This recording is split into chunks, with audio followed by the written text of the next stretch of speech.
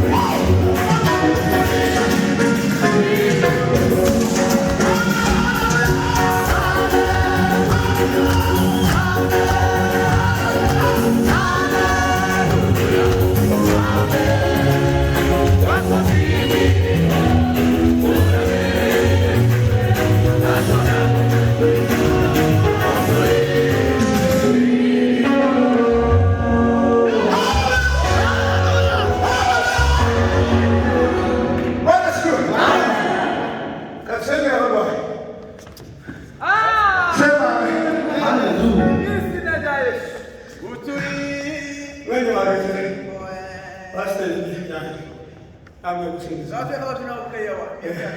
kasenga mbaye nitimara tujire kandi timara musira Bana. fitina rubasi Bana nyingi. abantu bazofatira mukazi abantu bazofatira mukazi nakuzi Mungu nimari siza Mungu natwara imodoka agira ahantu ashizemo igisimba bona biratara iparika n'amafuta amasasi eyo muntu twagiye hafi yo gusenga ni kumwe n'abashi ariko cyo gusenga kaka sakuzi tugiye hantu imana ituna ushike tugwa tuzikwa n'abandi kabanga tugiye dushitseyo ariko akaba ikitu kiduhesha kushina umuntu twari kumukabera yabuzima bwashashe amaze tugira hantu muri tambura mbona ko bafungura bombo siri mwuka wayo bafungura amabafet sasa kumishona tawatubona kandi polisi amaze turashaka ibibana tekeza kwazo kwa polisi bigafi nifige biriya nafuza saha bazabazinira mutangaza hano musa woza kudufasha ariko kuzi ni umutima naho wumva Imana hari wose twese mabisha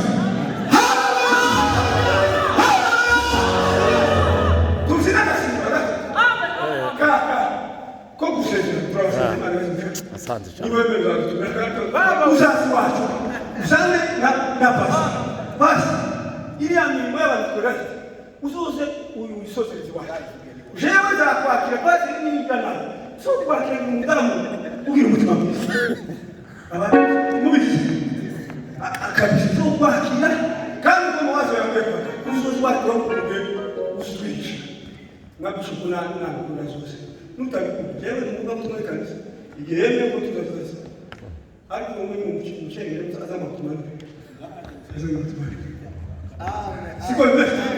siko matumani atuma tushirikiane ari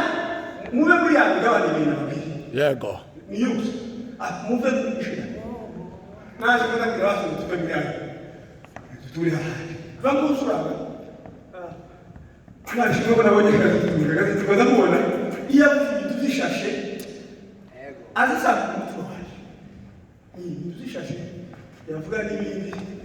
uzabyigiye twabaye bikagenda kure ngari mo ngene nareza umukunga mu kwisiba n'Imana ariko reka sege byose zamura amaboko yo gusenge mutwaye umutima hamwe kumbwira tumuramba zabukiyaza tumusenge n'Imana Mana mwishina na Yesu Kristo Mana yakuze mwana kwirikirwa ndio bila hasa kwingi sana shinde demela sosobede lena baraka kila mwishina na Yesu Kristo tuombe mukishe kumibaraka simana kumitana kwa kwenda ya kumitana kwa wasa simana hamuka kumakuru yaba mwishina na Yesu aiwewe demela mwishina na Yesu nega kigamani mshimawe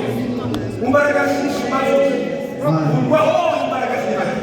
mwishina na Yesu dusenge muda dusenge mutwe dusenge amaboko dusenge amaboko dusenge mwenge dusenge ingingo zose n'izina rya Yesu Kristo bibira satewibire hafi Imana sasomeke neza umbaraka sina kira mwizina rya Yesu kandi kwa tumitegeko rikomeye n'Imana n'izina rya Yesu Kristo amen.